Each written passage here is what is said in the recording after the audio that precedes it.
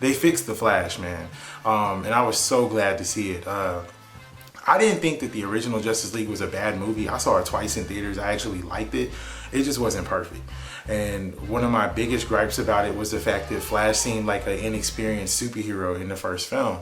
And, you know, and I say that because, you know, there's a moment where he tells Batman, he's like, you know, I've never really done this before. And he was acting like he just didn't know what to do to help save the people that were being, you know, held hostage by the parademons.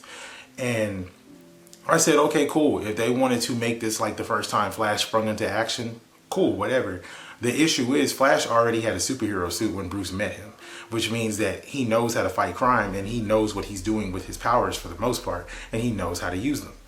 So it was just weird to me. It was just strange to me that Flash even was just like, oh, I don't know what I'm doing, but you have this whole get up in this whole suit and you know how to use your powers. So just the fact that they fixed that in the Snyder Cut was awesome. He doesn't seem inexperienced. Yes, he's on the younger side of the group, but he does so much more in this film, and we just see more of him, you know, they just let him be the Flash. You know what I'm saying? That's it. They just let him use his powers and let him be the Flash.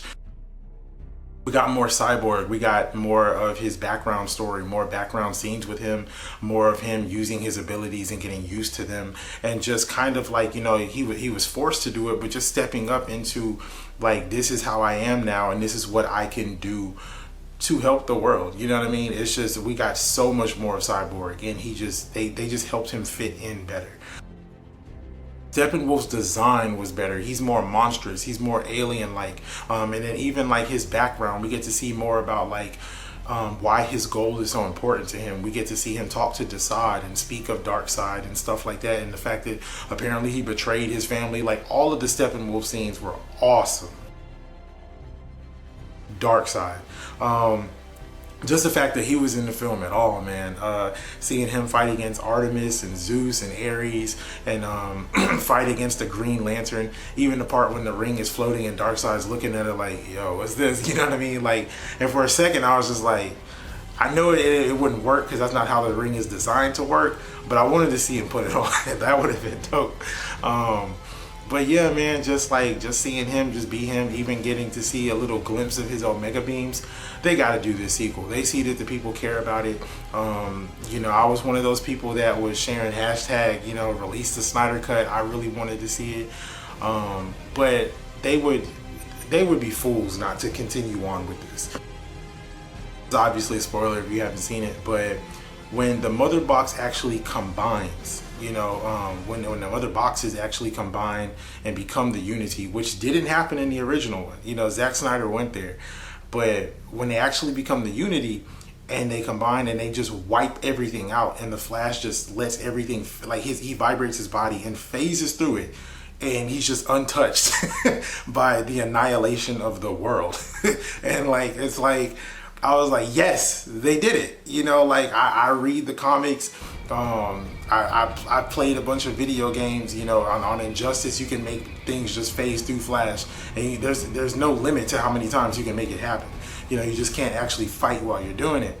But, and I've told my friends about how he's once like phased an airplane through an entire bridge and stuff like that, and how he's able to go through walls and stuff.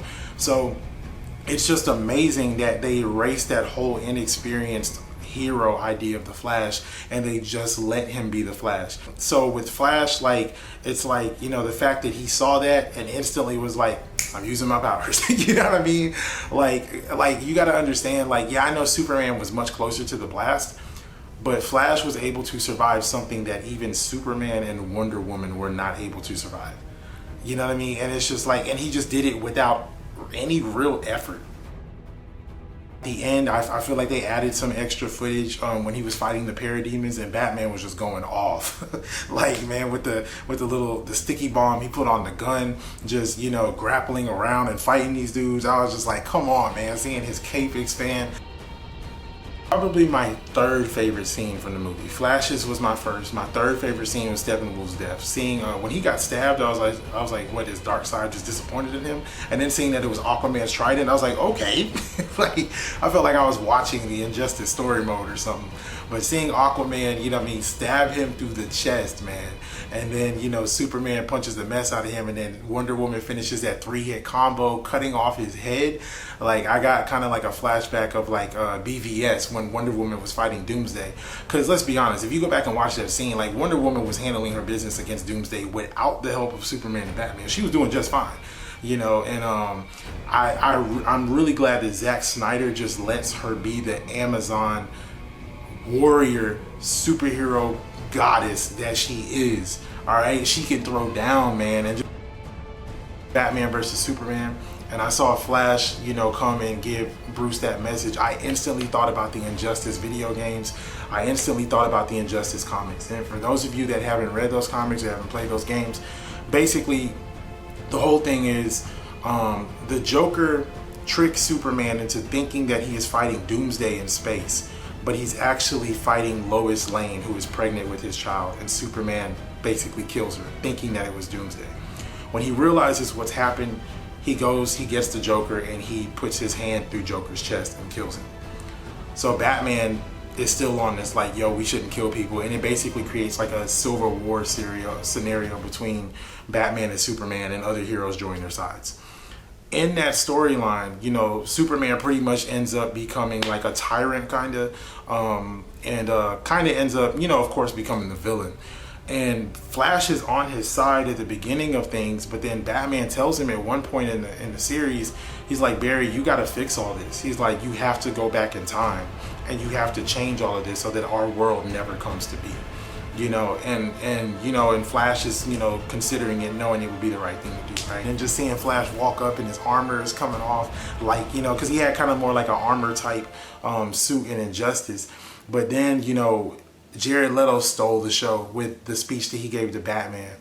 And then when Batman tells him, and he's like, you better choose your next words carefully. And when he tells him, when he drops that line, and he's just like, you know, I held Harley Quinn in my hands and I promised her that I would kill you. And believe me, I will fucking kill you. Like, bro, that, I was like, come on, man. Because I just hope that they continue this.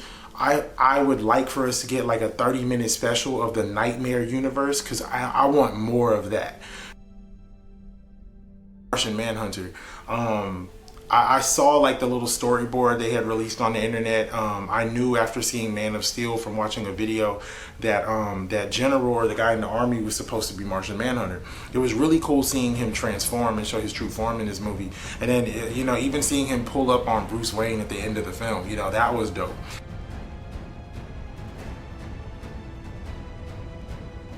But yeah, the Snyder Cut was amazing. It's definitely worth the watch if you haven't seen it yet. Even if you've seen the original Justice League, it's worth a watch.